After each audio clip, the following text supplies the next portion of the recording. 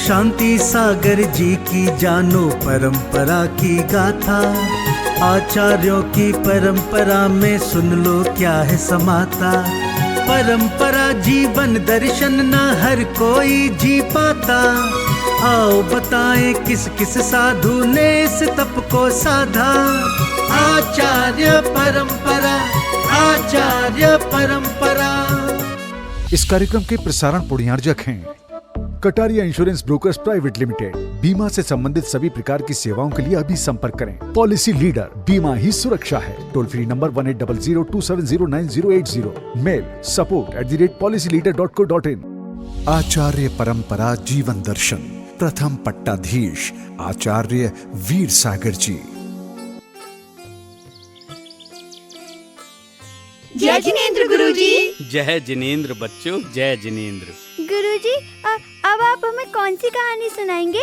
हाँ गुरुजी, शांति सागर जी महाराज की तो समाधि हो गई। आज हम आचार्य शांति सागर जी महाराज के प्रथम मुनि शिष्य आचार्य वीर सागर जी महाराज की कहानी सुनाएंगे। इन्हीं आचार्य वीर सागर जी महाराज को आचार्य शांति सागर जी महाराज ने अपना आचार्य पद सौंपा था। अच्छा, तो फिर उनकी कहानी सुनाइए ना गुरुजी। हाँ, सुनाता हूँ। वीर सागर जी महाराज के गृहस्थ का नाम हीरा लाल था और उनका जन्म महाराष्ट्र के औरंगाबाद जिले के ईर ग्राम में हुआ था।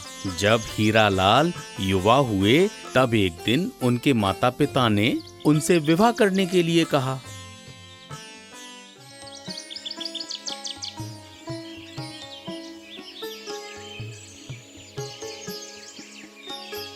अरे हीरा बेटा, जरा यहाँ बैठो, मुझे तुमसे कुछ बात करनी है। बेटा, तुम्हारी अब ब्याह की उम्र है, एक रिश्ता आया है। हमने सोचा है कि अगले सोमवार को तुम्हारे लिए लड़की देख आएं। पिताजी, मुझे शादी नहीं करनी। माँ, एक बात कहूँ, मेरा मन इस संसार में नहीं लगता, इसलिए मैंने तो पहले ही अपने मित्र खुशहाल चंद्र के साथ एलक पन्नालाल जी महाराज से आजीवन ब्रह्मचर्य व्रत ले लिया है। हीरा लाल ने ब्रह्मचर्य व्रत लेने के कुछ समय बाद कचनेर क्षेत्र में एक धार्मिक पाठशाला खोली। औरंगाबाद में भी एक विद्यालय खोला, उसमें भी वो स्वयं बच्चों को पढ़ाते थे। एक दिन वो और उनके मित्र खुशहाल चंद्र जी शांति सागर जी महाराज के दर्शन करने को नूर गए। गुरुवर, हमारी शंका ये है, क्या नग्न रहने से ही साधक की साधना पूरी होती है? क्या आपने चौथे काल के मुनियों के समान धूप में, सर्दी में, क्या नदी के किनारे भी तपस्या की है? भैया, एक बात बताइए, यदि हमने आम का बीज बोया है और पेड़ में अभी तक आम नहीं आए तो वो किसका पेड़ कहलाएगा? आम का पेड़ कहलाएगा। और ये भी कि इसमें आम के ही फल लगेंगे, किसी और के नहीं लगेंगे महाराज। हाँ, ये आम का पेड़ है, इसीलिए इसमें आम के ही फल लगेंगे, ऐसा तुम्हारा विश्वास है। ठीक इसी तरह मैं भी वही बात कह रहा हूँ कि जब भी मोक्ष का फल लगेगा तो इसी संयम की बेल लता में लगेगा। हमें भी ऐसा ही दृढ़ विश्वास है। बस इतना सुनते ही हीरा लाल को शांति सागर जी महाराज पर सच्चा श्रद्धान हो गया और उन्होंने शांति सागर जी महाराज से दीक्षा ले ली। गुरुजी, वीर सागर जी ने आचार्य शांति सागर जी महाराज से दीक्षा लेकर क्या किया? वीर सागर जी महाराज ने आचार्य शांति सागर जी महाराज से दीक्षा लेने के बाद जिन शास्त्रों में वर्णित चर्या के अनुसार अपनी चर्या को सुदृढ़ बनाया और उनकी हर बात का जीवन पर्यंत अनुसरण किया। जो भी इस संसार में आता है, नियति अनुसार उसका जाना निश्चित है।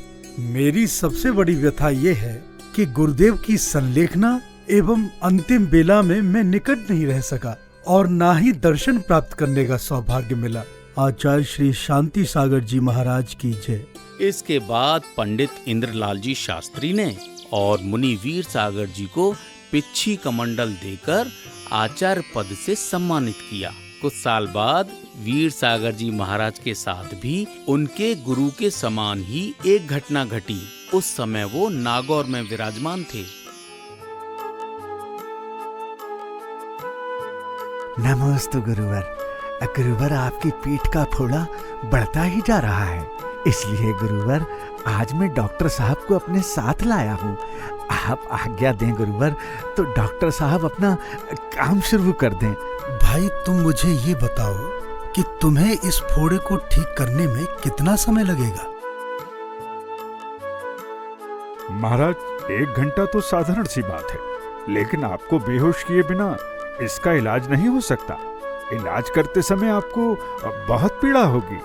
भैया, जब हम अनादिकाल से जन्म मरण के घोर कष्ट सहन करते आ रहे हैं तो ये कष्ट कौन सा असह्य है। ऐसा करो, तुम यूं ही अपना इलाज शुरू कर दो।